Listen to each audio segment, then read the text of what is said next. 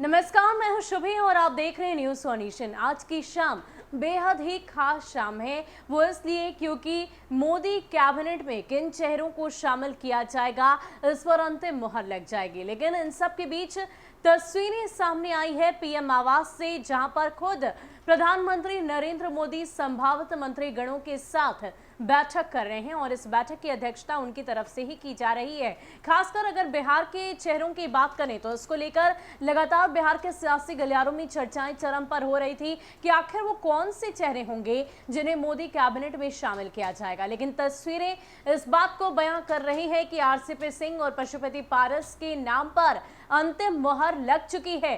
तस्वीरों में आप साफ देख सकते हैं कि फ्रंट सीट पर ही आरसीपी सिंह बैठे दिखाई दे रहे हैं और उनसे कुछ ही दूरी पर तीसरी लाइन में पशुपति पारस दिखाई दे रहे हैं। अब ऐसे में ये बात तय मानी जा रही है कि अगर मोदी कैबिनेट में बिहार से कोई दो चेहरे जिस पर अंतिम मुहर लग सकती है वो आरसीपी सिंह और पशुपति पारस ही हैं। इसके अलावा बताते चले कि मोदी कैबिनेट विस्तार को लेकर बिहार के सियासी हलकों में लगातार चर्चाएं हो रही थी, अलग अलग तरह की बातें सामने आ रही थी और जेडीयू की तरफ से संभावित 3 नामों की चर्चाएं चरम पर हो रही थी। संतोष कुशवाहा, ललन सिंह, आरसीपी सिंह, ये 3 नाम चर्चा का विषय थे। और अगर पिछले वक्त की बात करें जब कैबिनेट का विस्तार किया गया था, उस दौरान जेडीयू को जितनी संख्या में पद चाहिए थे उतने नहीं मिल पाए थे और यही वजह थी कि जेडीयू की तरफ से ऑफर ठुकरा दिए गए थे। लेकिन इस बार ये बात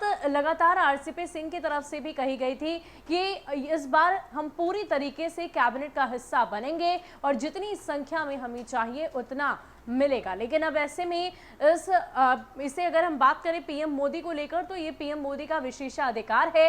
ऐसे में वो क्या निर्णय लेंगे ये देर शाम तक पता चल ही जाएगा। लेकिन इन सब के बीच मंत्रियों के इस्तीफा और साथ ही साथ नए मंत्रियों के साथ बैठक का सिलसिला बदस्तूर जारी है। इसके अलावा आपको बताते चले कि कुल संख्या मंत्रियों की कैबिनेट में 81 होती है, लेकिन फिलहाल 53 है और ऐसे में 28 अन्य मंत्रियों की आवश्यकता है। लेकिन इन सब के बीच 22 मंत्रियों के नाम पर मुहर लगने की बात बताई जा रही है। बताया ये जा रहा है कि 22 मंत्रियों के नाम पर ही अंतिम मुहर लगाया जाएगा। साथ ही साथ बताते चले कि फिलहाल एक मंत्री पर 2-2 अलग-अलग 3-3 मंत्रालयों का पदभार है और यही वजह है कि मॉनसून सत्र से पहले केंद्र में कैबिनेट विस्तार होने की चर्चा की जा रही थी और आज इस पर अंतिम मुहर लग ही जाएगा।